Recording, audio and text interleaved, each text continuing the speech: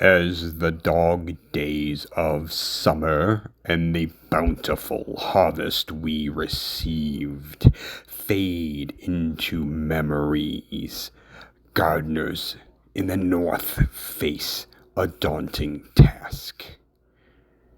Months of indoor life, months without growing their vegetables, months with little sun and little joy.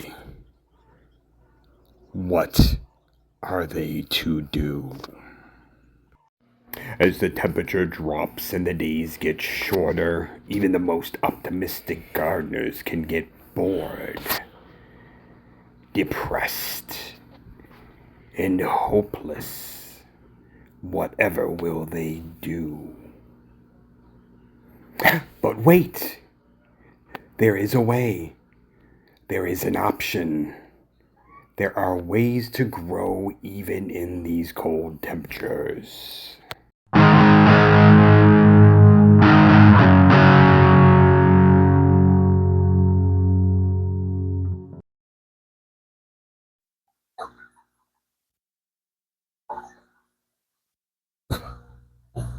Hey everybody, it's David coming back at you, and welcome back to Zone 5B in the southwest suburbs of Chicago, Illinois, where we are firmly in the grasp of fall's chilly hands.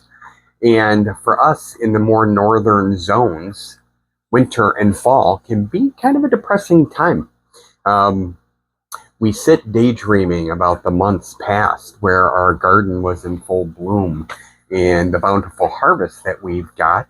And we know that temperature-wise outside, we're unable to grow most things until spring comes around. Right now, today, November 2nd, the temperature here in Zone 5B is a cool 55 degrees, but our overnight lows have been touching the mid-30s. So while I'm still nursing along some cool weather crops like carrots and lettuce, trying to grow them outside, I have to figure out what to do with the rest of my time. Going through this the first year after I got into gardening was really, really tough. I was really antsy. You can look at all the seed catalogs you want to try to plan for the next year, but it's not the same as being able to grow stuff. So today, I wanted to at least mention the options that you have if, like me, you're in a cooler weather climate and you're unable to grow outside from November until March or April. First, I think it's important to understand some terminology. So I'm going to drop some education on you guys today. Let me put on my librarian glasses so I look smarter. I think it's important to know that the word horticulture, which hopefully I'll put right here, means the art and science of growing fruits, vegetables, flowers, trees, shrubs, and ornamental plants. When it comes to gardening, the type that we most frequently do could be called nutrient gardening. Nutrient gardening is the practice of providing plants with the essential elements they need to grow, primarily the macronutrients that are known as NPK. Now, NPK stands for nitrogen, phosphorus, and potassium. And they're important because on nearly every bottle, here we go, of amendments that you buy, you will see the NPK represented somewhere on the label, usually right on front. But if it's not on the front, you can usually look on the back and you'll see the breakdown. And what those numbers tell us is the percentage by weight of those three ingredients this product has. So in this case, my General Hydroponics Floral Bloom has 0 nitrogen, 5 phosphorus, and 4 potassium.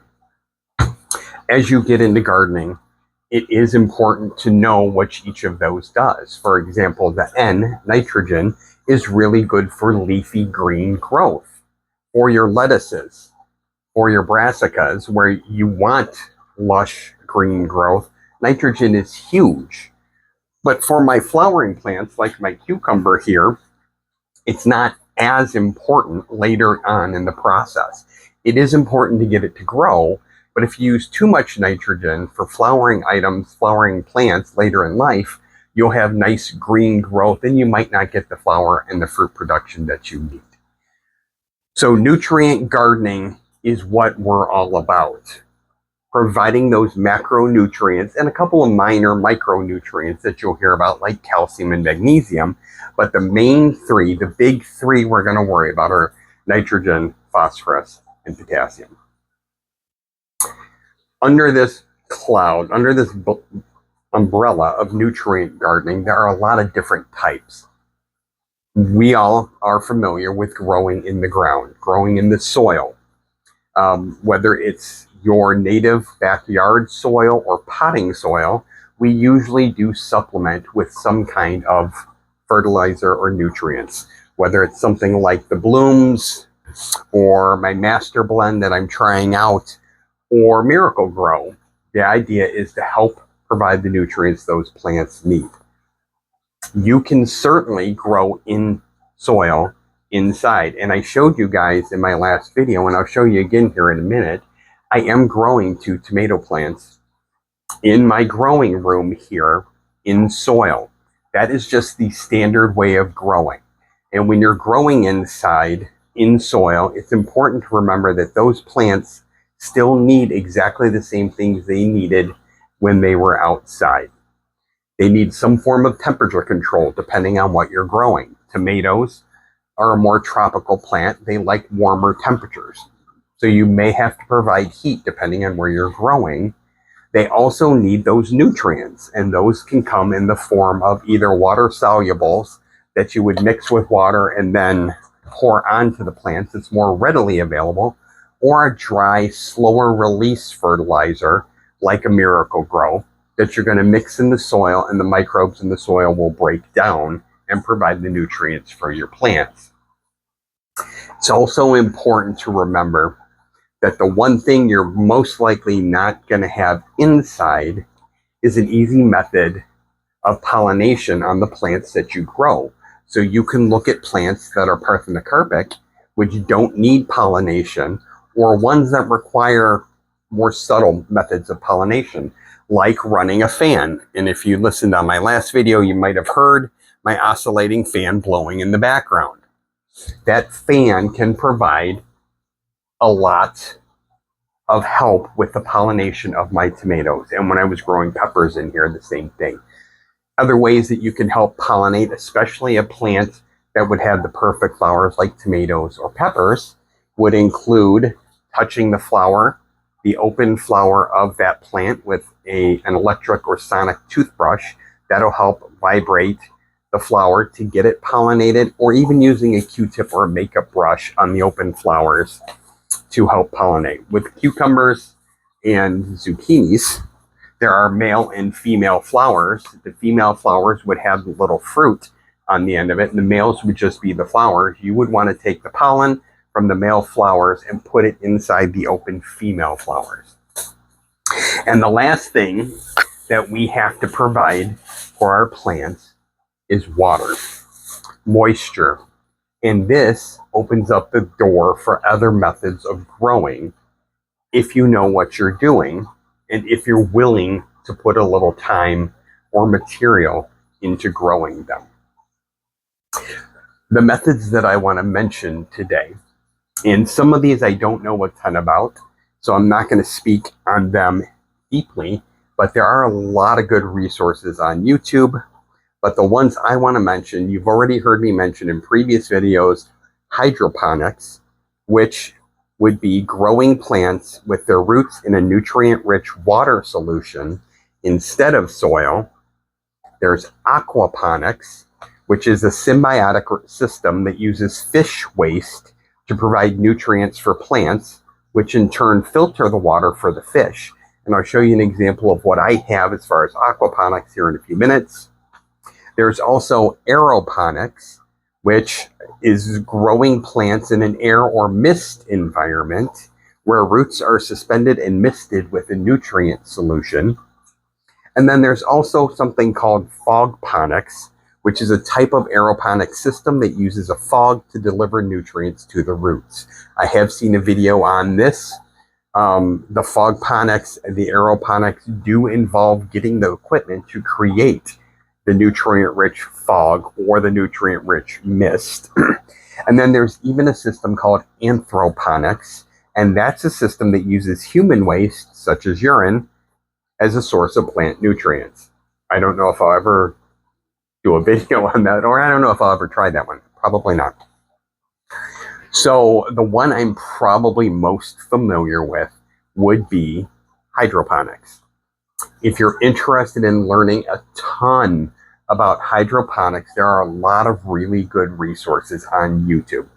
The one that I prefer, the one that I kind of stumbled into and I watch him all the time, is out of Australia, and the channel is called Hoocho's. Hoocho's is a channel devoted primarily to hydroponics. I haven't seen any videos where he does aquaponics himself, but he has talked to people in Australia who are doing aquaponics. I know he did do at least one video on fog ponics as well. Anything involving water primarily used to grow all kinds of plants, vegetables, fruits, trees. He pretty much does it all. And a lot of what he does involves him creating and designing his own systems. He has 3D printers like I do. And if you follow him on Patreon, you have access to all of his 3D prints. That's actually where I got the design for this 3D printed hydroponic tower that I'm using. That was thanks to Hoocho and his Patreon. Now, when it comes to hydroponics, even though you're not growing in soil, you have to have some grow medium for your plant to latch onto. That can be as simple as some of the foam sponges that you would get with your aero gardens, like the two I have behind me, or just little sponges that came with one of my aero garden systems. There's rock wool, which is almost, it's really, really odd. It's almost like a fiberglass material that absorbs water, and you can grow the plants right in there, to specialty items like rapid rooter that I just got from one of my local hydroponic stores. So I have minimal experience with that thus far, or cube plug refills, which again, I got from my local hydroponic store. When you're using any of those methods, you plant your seeds directly into whatever growing medium you're going to be using, and then you'll submerge that in water, like with the aero garden type systems. With the aero garden systems, and I'll use this one because I have something growing. This is a rock wool cube that I put in the holder actually for my other system. I put the seeds directly in it, and you can see some of the roots coming out along the bottom and along the edge.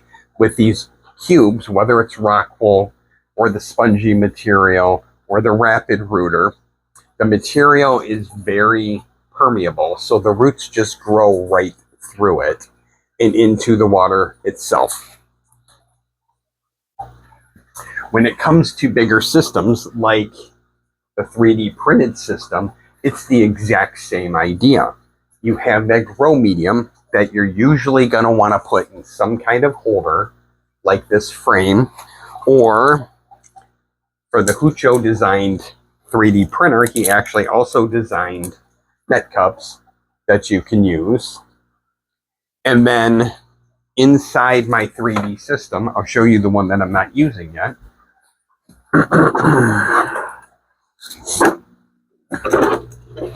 There's a channel that runs through every layer of the system. And in the top, you can see the channel right there. All of these levels interlock to connect all those tubes And then in your reservoir, which in my case is just a 5-gallon bucket from the local hardware store, I have a submersible water pump that pumps the nutrient-rich water straight up through the middle, where it then fills the top layer, and it will filter down through these holes right on top of my grow medium that would be in each one of these areas. And I don't know if you can see it really well or not. The way Hoocho designed it, there is a little ledge, so you could actually take your growing medium itself, whether it's the Rockwool cube or the Rapid Rooter, and drop it right in with no net cup, and that little ledge will keep it suspended there, so you don't have to worry about it dropping in. The water from above drops down on your growing medium, and once it sprouts, on your roots, and the roots have all this area inside each segment to expand and spread out. And it goes down to the next level through the holes, and ultimately will filter back into your reservoir. So it's a constantly flowing system. Now for this one, I already had the 3D printers, so I didn't have that expense because I got into 3D printing last year. I had to pay for the filaments. The filaments about $13 to $15 per kilogram, and I did probably go through at least one whole roll of filament for this one, which is 3 layers high, but it's modular. So if you wanted to do 2 layers like I have printed here, you could make it 2 layers. If you wanted to go higher, you can make it 4 layers or 5 layers or whatever you're comfortable with. You would just need to make sure that your water pump was strong enough to push the water that high. The water pump I got off of Amazon for about $15. And other than that, the only other thing you would have to worry about would be light, because plants do need light to convert all those nutrients into what the plant needs. I've talked about grow lights a little bit before. You can go as simple as a grow light bulb, like I have in this light fixture, or you could go way over the top with a professional grow light like this. That's over $100. A lot of times Amazon will have really good sales on it. So if you keep an eye out, you can get a really good grow light for a decent price as well. But the little grow light bulbs will work also, as long as it's strong enough and it's at the right height away from the plants. And that's really all you need for a system like this. If you wanted to start a little bit slower, you could start the way I started, which is with these all-in-one Aero Garden type gardens.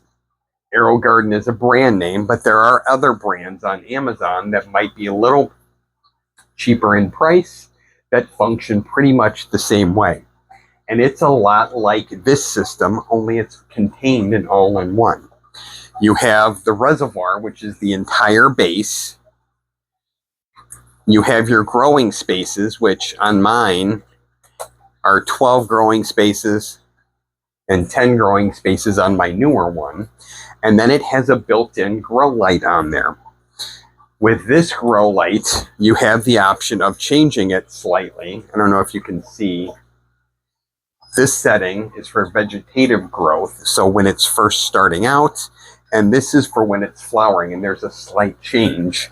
And then the lights are adjustable by pushing the button and raising up the light. So it does go up pretty high. The only downfall to a system like this is if you're trying to grow a tomato or you're trying to grow a pepper, you have to make sure you're growing a smaller version of that, like I think the Top Hat tomatoes or Tiny Tim tomatoes. But it works really well if you're going to use it for things like lettuce and spinach or getting your plants started. This is a great way to start it, and then you can always move it up to a bigger system with more space. One of the things that I want to try that I just saw from Hoocho is kind of a mix of the two growing methods, and it still kind of falls under the umbrella of hydroponics. and that's using an inert medium like coco coir or peat moss and planting your plants in a regular container like you would if you were just going to grow it outside in the soil. Only then I'm going to put it in a self-watering reservoir. So this would be my self-watering reservoir. I have 4 little pomegranates there that need to be up potted, and I really wanted to try them in this system. And all this is one of those automatic pet watering systems where you have a reservoir. Hang on one second.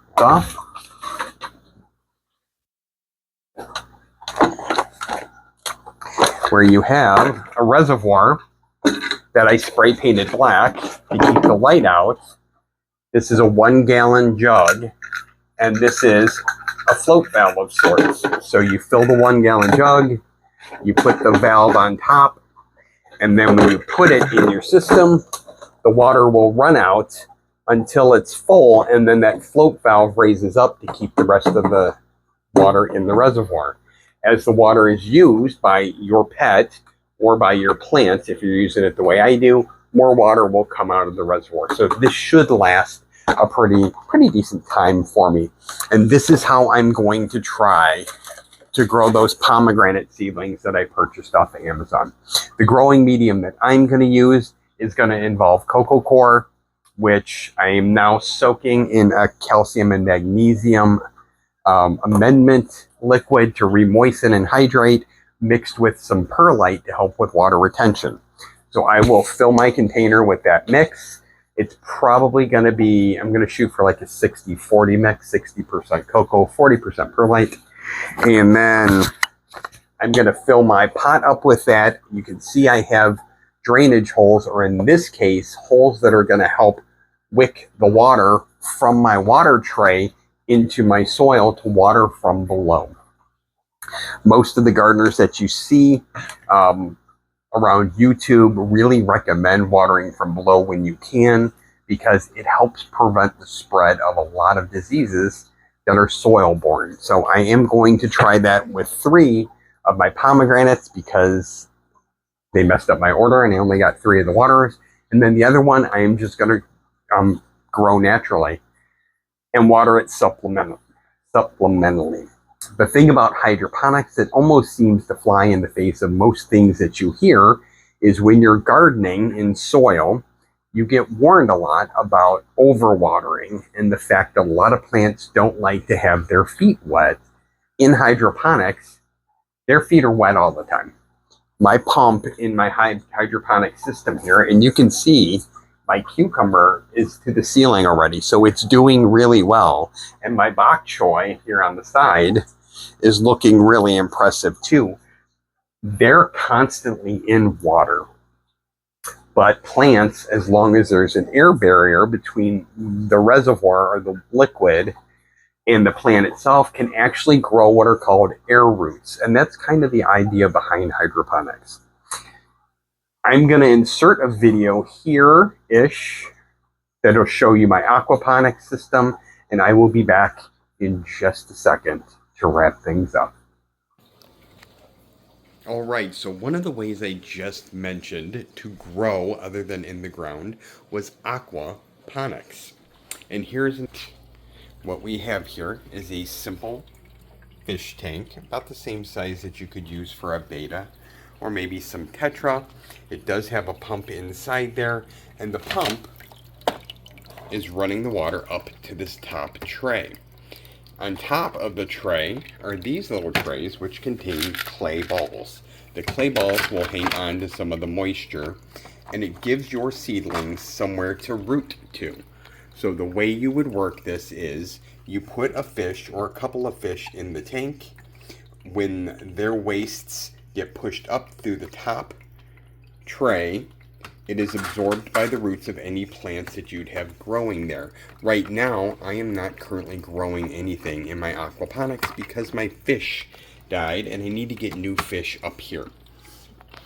It's a pretty simple way of growing smaller plants. You can't grow anything with a big root system because there's not a ton to anchor them down. But lettuces, catnip, microgreens would all work really well. In fact, this system came with a package of microgreens, two different kinds of microgreens that worked really, really well with this. Is this a simple method? Yeah, it's reasonably simple because with this one, you condition your water like you do for any kind of fish tank. You put your fish in, and they basically do the heavy lifting. Their wastes are what provide the nutrients for the plants that you'll grow up here. Now in my setup, I did have to hang supplemental lighting above the tank because I don't have a south-facing window. So this would not be able to go anywhere in my house where it gets sufficient light to grow. So I did have to hang grow lights over this. And the only other problem that I saw happened when the balance was thrown off. If something happens to your fish in the tank and they die and you don't replace them right away, then the plants that you'd be growing on top wouldn't get enough nutrients after a while, and that would affect their growth. Also, if it came to the point where I had to clean out one of these 3 trays of plants, that would affect how much of the wastes and the nutrients were being absorbed, and you'd still have to do the regular maintenance on the fish tank, which includes cleaning the tank, changing out the water. So there is a balance here. This isn't a hard system. I caught on to it pretty quick. If you have good luck with your fish, I think it's something, kind of a neat way to grow, even if it's just the microgreens, or I grew catnip in here for our cats.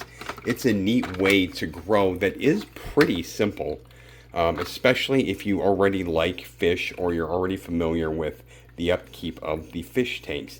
It's also a neat thing if you have kids, because then they get the benefit of having fish that they can watch and they can feed, and you would feed it just normal fish food like you do any fish, and then watch the magic happen on top with their plants growing, all thanks to the waste of the fish in the tank.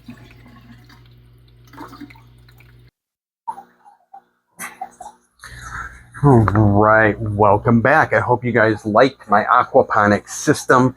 That's just a simple, small system. It cost me $30 or $40 on Amazon. And again, it can be kind of tricky because of that balance, where if your fish do die and you don't replace them, the plants won't have enough nutrients, or if you go and have to remove the plants, whether you're removing the whole thing through harvesting or to kind of start over, it can throw off the cleaning of the tank. But it is a nice, simple way that kids could enjoy, because you can have fish in it as well that will help you grow, especially leafy greens, or I had catnip growing in there for my cats. I did just go and buy some fish today, so I put fish back in there, and I am planning on planting it out as soon as I'm done with some oak leaf lettuce in one of the trays, some red leaf amaranth, and some large leaf sorrel. And I've never tried the amaranth or sorrel, but if you watched my last video on seeds, you'll know these came in a grab bag from MI Gardener. So it is something that I want to try because I've never tried it before. So what do you need to do if you want to grow in the fall or the winter and you're in a zone like 5B? You just need to figure out how much time and effort and what expense you want to put into it. A lot of us already have grow lights because we start our seeds indoors in early spring to get that head start, and that is a huge step up. From there, you could use the soil method like I do over here. In here, I have my blood orange tree that I'm growing inside under a grow light, my Meyer lemon tree that is still flowering, and then over here on the side, you can see my 2 tomatoes. And those are just growing in regular potting mix that I have to make sure that I water and give nutrients to, just like I would have to outside. My cucumbers over here that are also flowering now, get out of the way, are growing hydroponically in a simpler system than the tower that I have over here. lights, you've already got to step up. You have one of the big components that you can use. For hydroponics, they can really be as simple as just having a jar, or in my case, 5-gallon buckets that you fill with a nutrient solution like the floral bloom. It does need to be a hydroponic nutrient solution, so it'll mix with the water, it'll stay in solution. And there's a lot of great brands, General Hydroponics, I've had a lot of good luck with. This is a 3-part nutrient though. So each part is probably at least $25, but the dosage is actually pretty small, depending on what you're growing. So these bottles do last for quite a while. And then if you want to do them, probably the easiest method of hydroponics, it's called the Kratky method. With the Kratky method, you put your solution in some kind of vessel, whether it's a mason jar or an empty milk jug or a 5-gallon bucket from Home Depot. You cut a hole in the top so you can put your container, whether it's a regular potting container or a net cup. You can actually buy net cups that are slightly bigger than this, which are what I use for my cucumbers in my grow over there. And then you just put your sprouted plant in the lid of the bucket so the roots are in the water, and it can be as simple as that. Some of the more intricate systems, like what I'm using with my cucumbers inside here, you use an air stone in the bottom, and that's just to help aerate the water and keep it moving so it doesn't go stagnant on you. All I need to do is keep the water level up, and the air stone adds more oxygen, which will help those air roots grow between my nutrients and the lid of the bucket. Now, just a quick word of advice, if you're talking about any of the systems that are a little more nutrient heavy, like hydroponics, you do have to know a little bit about things like pH and the nutrient level in your water. So you will have to buy something similar to this. This is pH up. I have a corresponding bottle over on the shelf there that I will show you now, actually. This is my pH down, and then there's my other 2 General Hydroponics bottles. And those are used to ensure that the pH level of the water you're using meets the specifications of the plants that you're growing. I did go and print it out. Let me see if I can find it for you. Now here's one.